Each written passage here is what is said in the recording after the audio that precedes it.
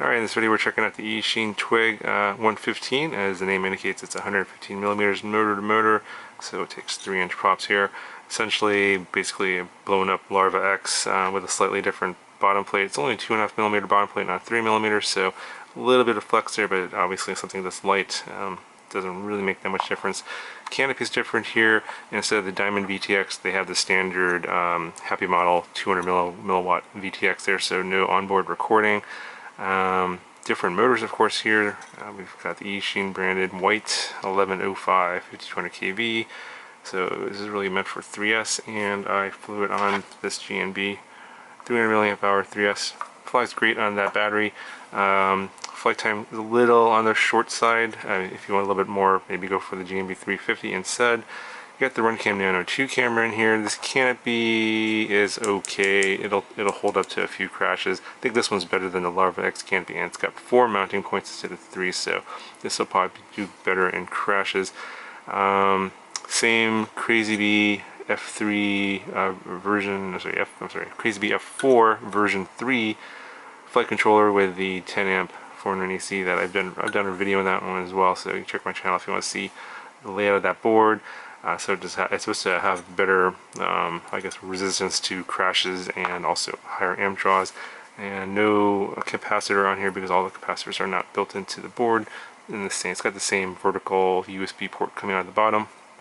This little pigtail here is for a receiver, which I recommend that you actually get, put on an external receiver on here. This is basically wired for S-Bus, so this will work for an S-Bus receiver.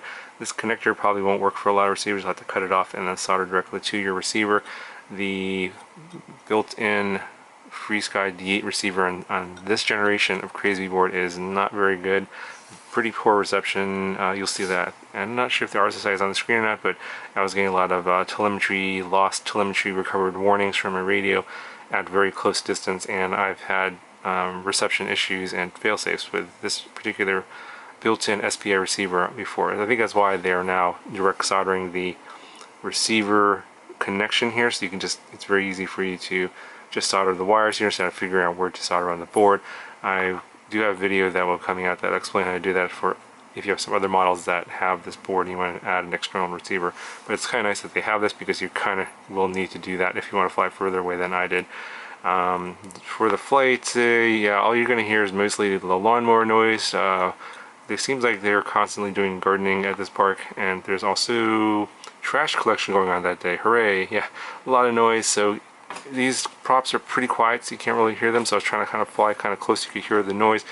Not a lot of prop wash until it crashed, and then I bent the prop here. I bent it back, but yeah, there's a fair amount of vibration after that crash.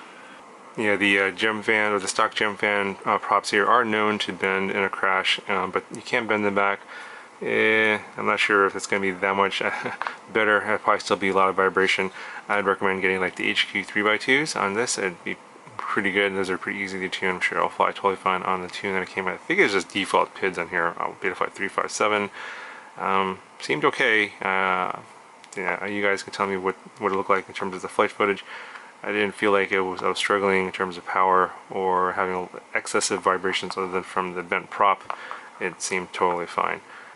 Alright, so let's see what this thing weighs, and it's coming at 60 grams. It's pretty light, and with the battery that I used, they're coming in at 85.5 grams total weight, and a 3-inch prop 1105 motor. It's going to have some pretty good power, so you can definitely do whatever acro you want to do on that.